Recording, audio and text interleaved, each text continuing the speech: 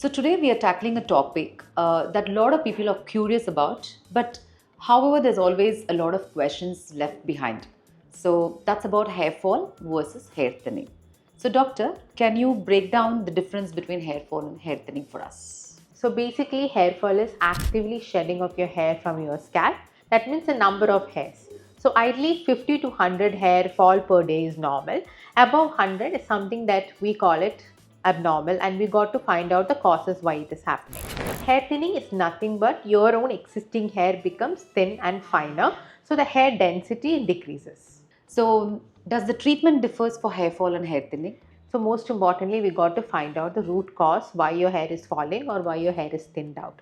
So there can be multiple causes. It could be genetics, it could be hormonal, or it could be a diet, nutritional deficiencies, weight loss. So there are multiple causes for it. So we got to identify your cause and treat it accordingly.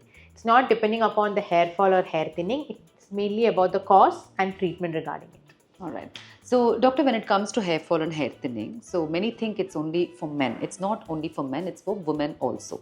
So, let's say it can be sudden weather change or depending on the climatic conditions also. Over a time, like, in a short period of time, people lose a lot of hair.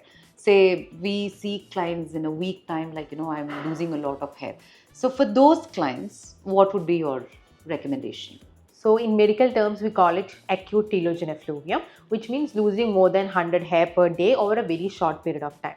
Again, the causes are very similar. It's not related with genetics, related with nutritional deficiencies, or you had a severe amount of stress maybe 3 months back and that hair fall is happening after 3 months, or you fell sick, or you had a various massive weight loss over a period of time, that you lost 4 to 5 kilos in a month. So all this can cause a severe hair fall. So how do we manage it?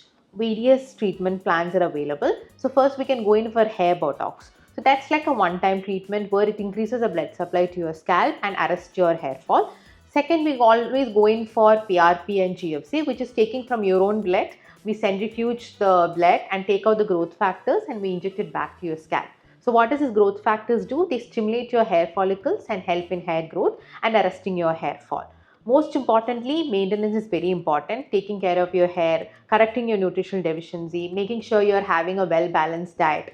Your sleep is very important. Sleeping before 12 o'clock makes a huge difference. It's not about the number of hours you're sleeping, it's about when you're sleeping. So whether men or women, is the treatment pattern remains the same or does it differ? See, now the number of treatment sessions will vary. The nutritional supplements that we are giving to each individual will vary. The causes when you are finding out, again, if for example, if you're taking about a woman, most common causes are their hormonal, period irregularities, PCOS, thyroid issues. So we got to correct all the underlying causes and treat them accordingly. Men mostly, I would say 80% of them I see is mainly because of stress and genetics. So we got to treat them accordingly. So PRP GFC is for hair fall, hair thinning, as per your advice, is one of the best treatment.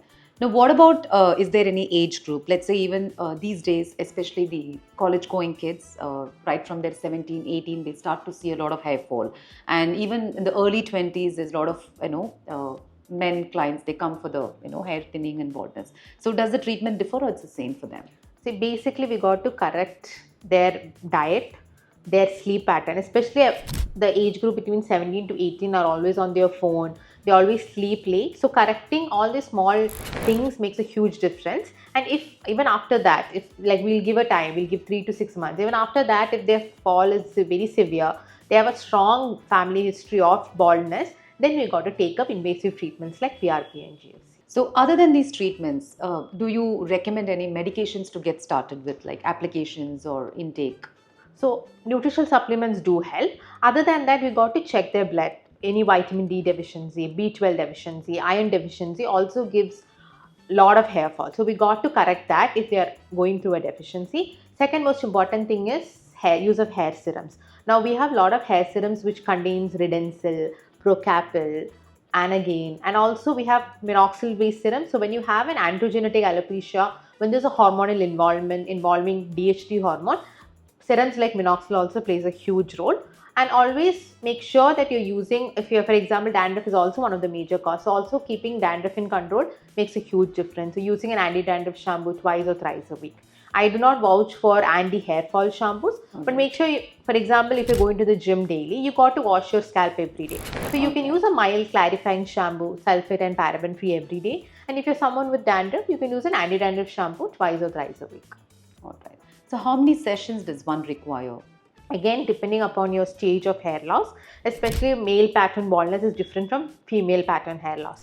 So depending upon the stage, the number of your sessions of PRP, GFC. Now we have something new in the field called as QR678, which is plant-based growth factors, where we do not require withdrawing your blood.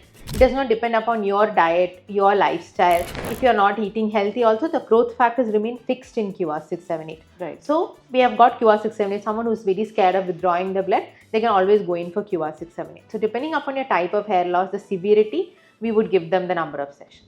All right. So now, yes, number of session is important, as you said. Now, what about people who are not in the city and they just come for just a week, they stay, but they still have this concern.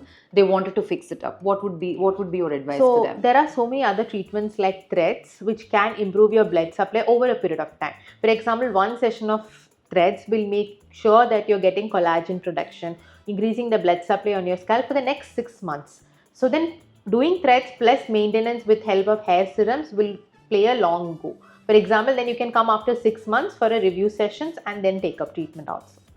Thank you so much, doctor. That was amazing and really, really informative, because the hair fall, hair thinning, there's a lot of things going on, and hair is it's like a crown that defines the whole thing.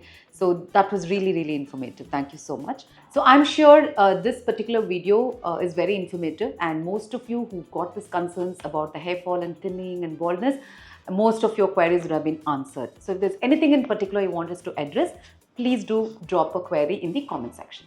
And we'll see you soon in the next video.